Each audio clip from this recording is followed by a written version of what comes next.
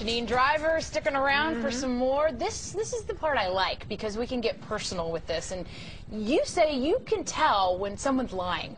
I can. I'm dubbed the Lion Tamer, L-Y-I-N. I like it. So what are the signs? There's tons of signs of deception. If you are dating and the guy says, I'd love to go out with you again, and the woman says, absolutely, call me. Guess what? It's not how Bill Clinton said, I did not have sexual relations. This was, I'd like more sexual relations with them.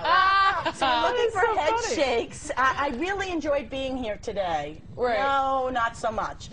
And we see that all the time, we do.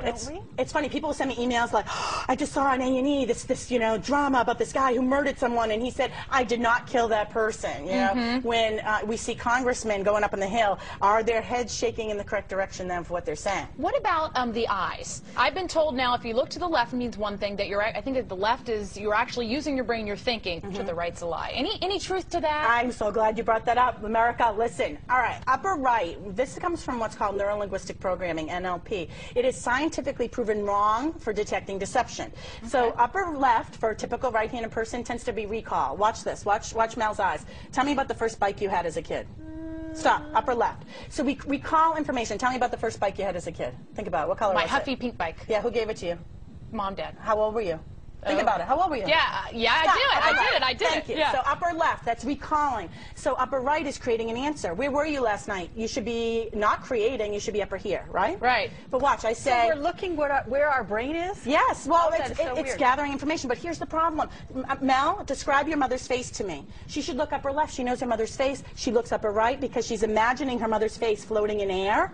And she's never seen that before because I said, describe your mother's face. So until we can become a mind reader and understand how people interpret our questions, you cannot use eye movements to detect deception. Well, how about if our eyes are shifting from right to left? Well, we're just on drugs. What I look for is a deviation in someone's normal behavior. Every time you answer my question, you're engaged to a cop. And I said, have you ever cheated on the cop? And every time you're telling me, this is how I met him, blah, blah, blah, and you keep going in one direction, all of a sudden, you say, oh, did I ever cheat on my fiancé? I'm diverting and getting uncomfortable. These are little stalling techniques, high stress. We start doing them. They're called pacifiers or manipulators. It's okay. I'll get through it. I'll get through it. She's going to tell. And we're looking for a change in behavior. Okay. We're looking for that change. Wow, that can happen if you're just, uncomfortable. You know, you can just do things like that. We have a normal amount of them. I'm very fidgety. I have high energy. So I have to put fake nails on because I bite my nails, right? So that's my baseline.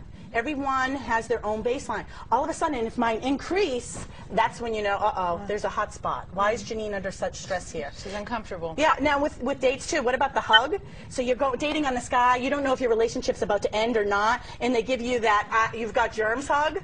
You know what that hug is? Where a lot of space there, the bum right? sticks out, and we do that, I love you. Don't want to touch any area. Keep in some space between you. We have the neck dimple, the belly button, and what I call the naughty bits. When things are hot and we connect, our hearts physically touch one another. A kiss is never just a kiss. Even on a wedding day, if you're making bets and you're in the wedding party, is this marriage going to last with you and your cop boyfriend, fiance? If your hearts aren't touching, people are going to think it's not going to last. So make sure that kiss is really heart to heart touching, not that I've got germs hug.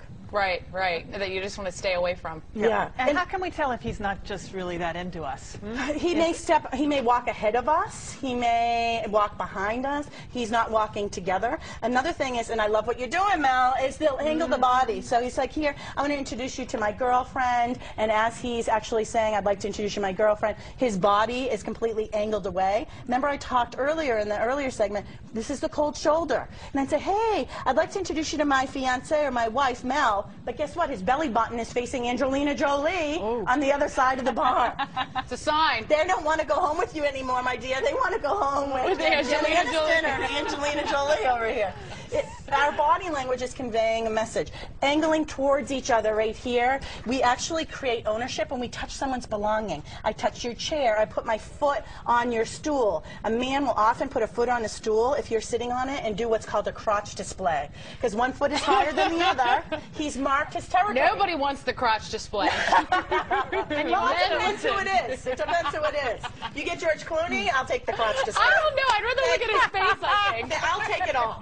I'll take it all. that right? Yes, George is. And also, you were Thanks. leaning into me at the same time. Absolutely. So you're trying to get closer. Well, less than 18 inches is our intimate space, at least less than 18 inches. If your partner or boyfriend or girlfriend is constantly at this rate, this distance, Something's up. you know, some people don't like PDA. So I'm not saying it's just in public. It's also when you're hanging out at home, when you're with family. Is he always here? Why? What's going on there? Is there distance?